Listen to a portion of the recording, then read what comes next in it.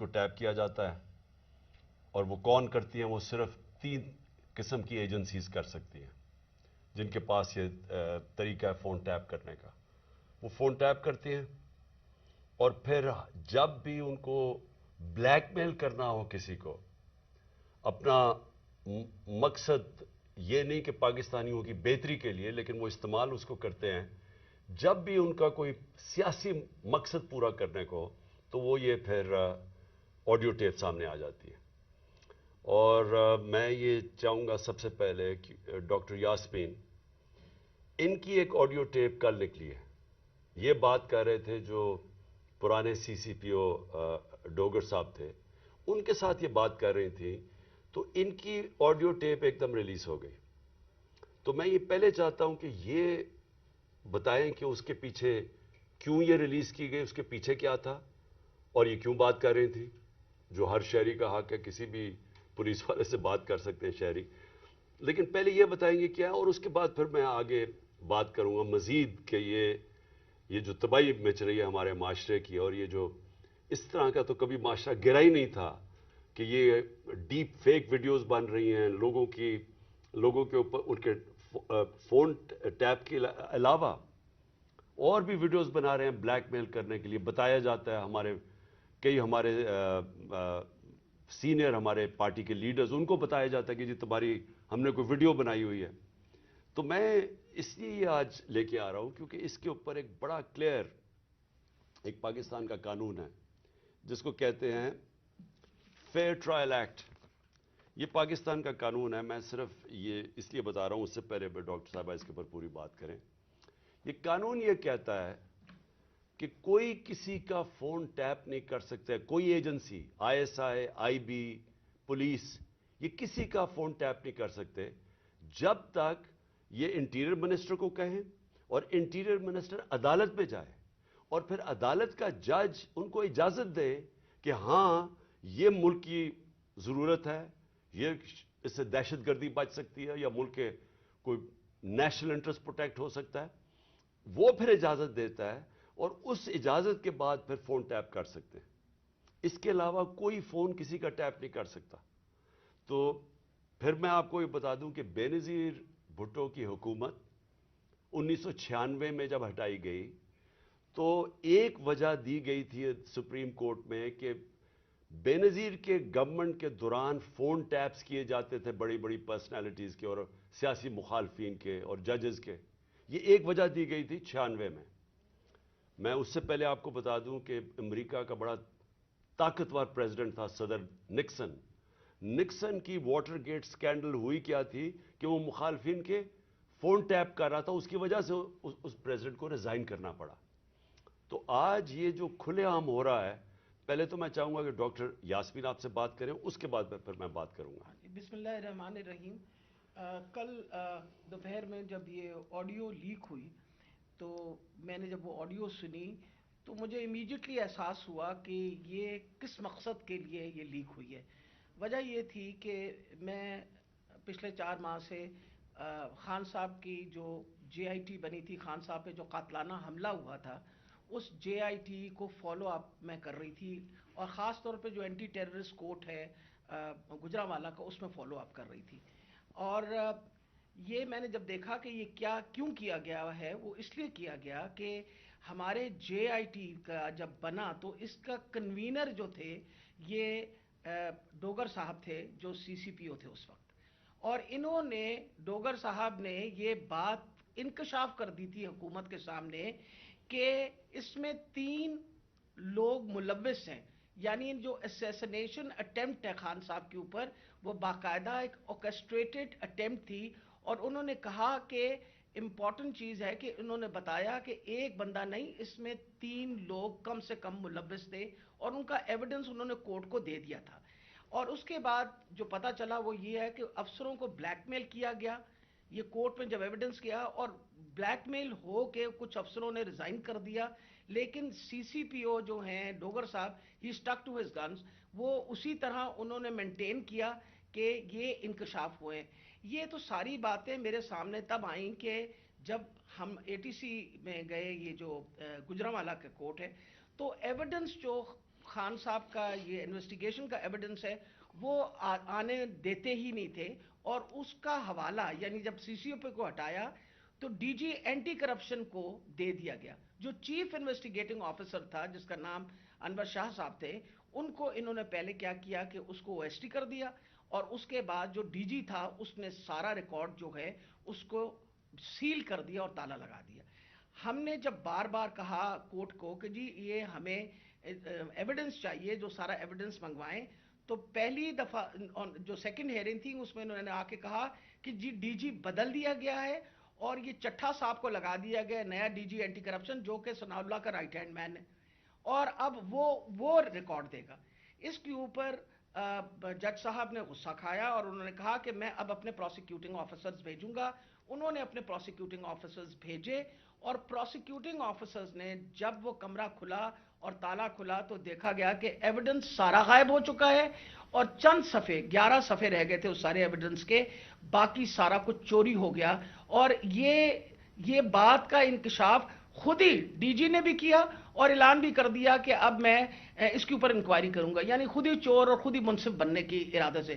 میرے لیے یہ ایک اتنا بڑا ہمارے لیے سانحہ تھا کہ سارا ایویڈنس جو ہے اس کو انہوں نے خرد برد کر دیا، کہ جب ہائی کورٹ کا آرڈر پتا چلا کہ جی ہائی کورٹ نے سی سی پی او کو دوبارہ لگایا ہے، تو میں نے مناسب سمجھا کہ میں سی سی پی او سے پوچھوں کہ کب آپ کی اپوائنٹمنٹ ہو گئی ہے، کیونکہ ہماری جو جے آئی ٹی ہے وچ از دا ریل جے آئی ٹی، جو اس وقت حکومت تھی اور حکومت نے یہ سارا کچھ کیا تھا، جے آئی ٹی بنائی تھی وچ از a legal J I T, تو ہم نے تو آلریڈی اس پہ ہمیں ٹرسٹ تھا کہ یہ بندہ جو، تو میں نے ان سے پوچھا کہ آپ کب تک جوائن کر رہے ہیں، تو انہوں نے کہا جی ابھی تک میرے آرڈرز نہیں آئے. وہ آپ نے سارا ٹیپ سنا جس کے اندر کوئی ایسی بات نہیں پوچھی گئی.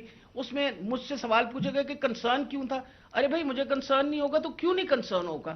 وجہ یہ ہے کہ خان صاحب کے اوپر قاتلانہ حملہ ہوا، خان صاحب کی ساری جو انویسٹیگیشن ہے ان کے آپ نے بندے بھی غائب کر دیے، اس کے بعد جن لوگ جو ایویڈنس ہے اس کو بھی غائب کر رہے ہیں آپ.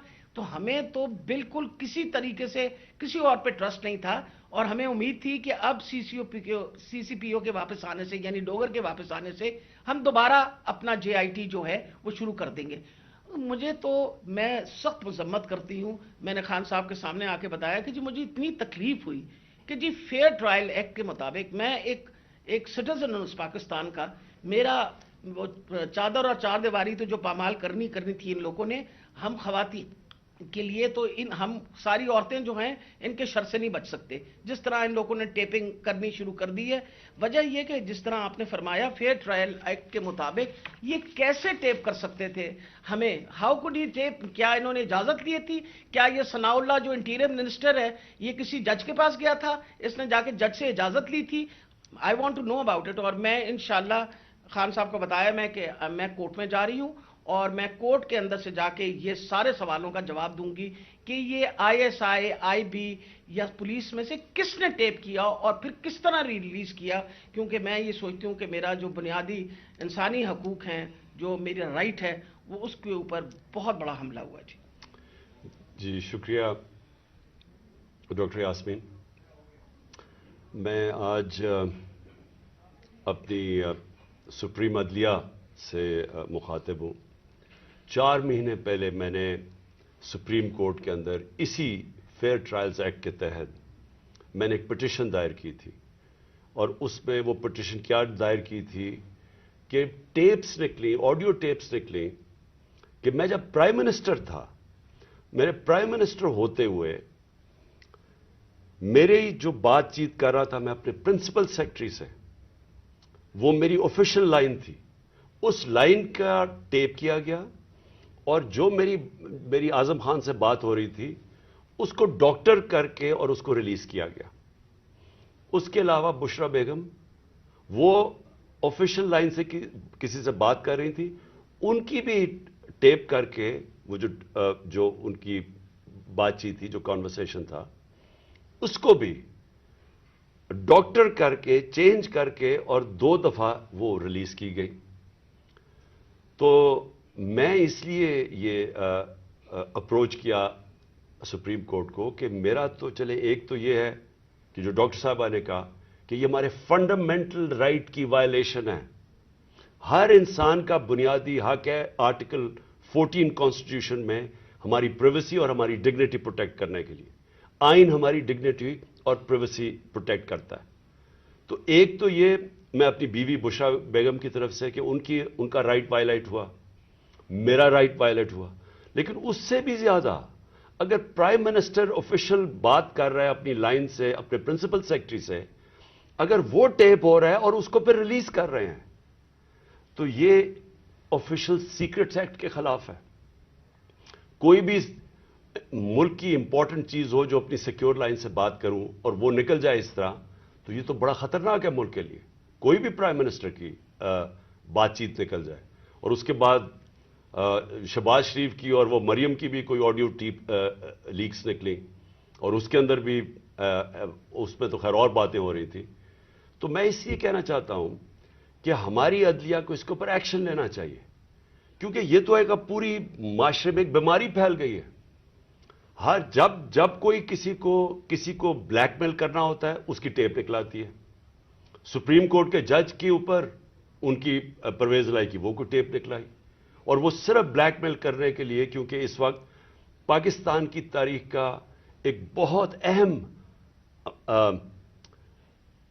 ایشو ہے 90 ڈیز کے اندر الیکشن کروانا.